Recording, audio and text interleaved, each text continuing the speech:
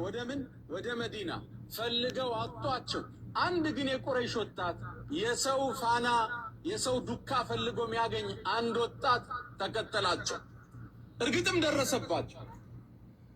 ልብ በሉ፣ ከላይ የሰማዩ ፀሐይ ያቀልጣቸዋል።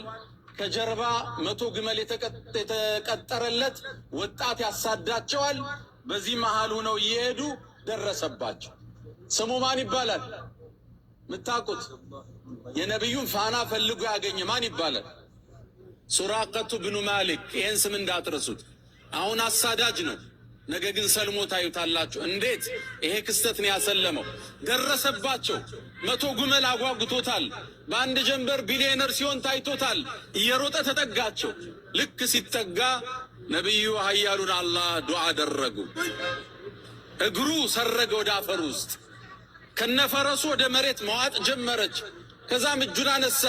እናንተ በአላህ ጥበቃ ስር እንደሆናችሁ አውቄያለሁ፣ ልቀቀኝ አላቸው ነቢዩ አለይሂ ሰላቱ ወሰላም። ነቢዩ ዱዓ አደረጉ። መሬት ተፋቸው እግሩን። አሁንም ሊመለስ ይፈልጋል። ምነው ተአምር አይቷል። 100 ግመል ደግሞ አጓጉቶታል። ተመልሶ ተከተላቸው። አሁንም እግሩ ሰረገ። አስለቅቀኝ በቃ አልከተልም አላቸው። ተለቀቀ። ሶስተኛም ሮጠ። ጓጉቷላ።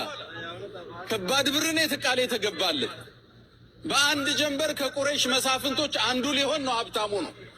ሶስተኛም ፈረሱ እግሩ ገባችበት።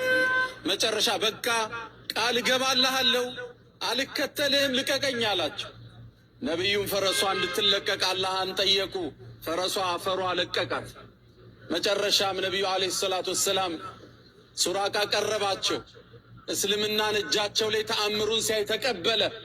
ከዛም የአላህ መልእክተኛ ከዚህ በኋላ ከኋላ የሚመጡትን እኔ መልሳለሁ አላቸው። አምኛለሁ፣ የአላህ ጥበቃ አንተ ጋለ፣ በዚህ መስመር ሰው የለም ብዬ እመልሳለሁ አሉ ነቢዩ አለይሂ ሰላቱ ወሰላም።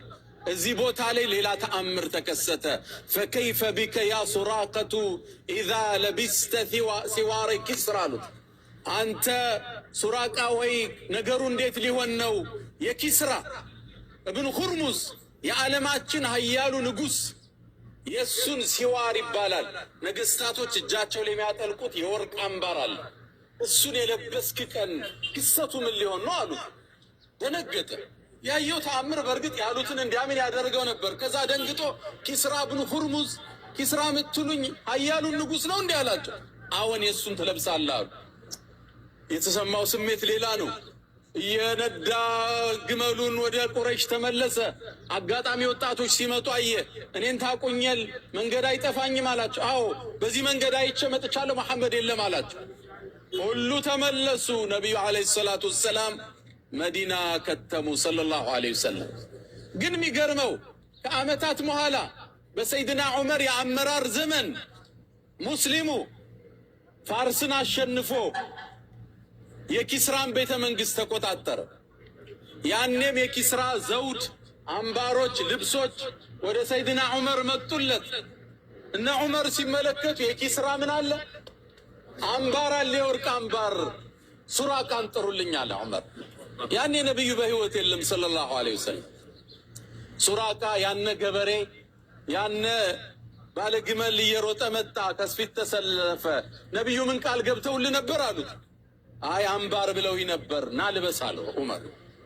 ያ የወርቅ አምባር ለዛ ገበሬ እጅ ላይ ተጠለቀለት። የነቢዩ ቃል እውን ሆነ። ከዓመታት በኋላ እሳቸው ወደ አኼራ ካለፉ በኋላ ሱራቃ የወርቁን አምባር ለብሶ ተንጎራደደ። ያኔ ዑመር ምን አሉ?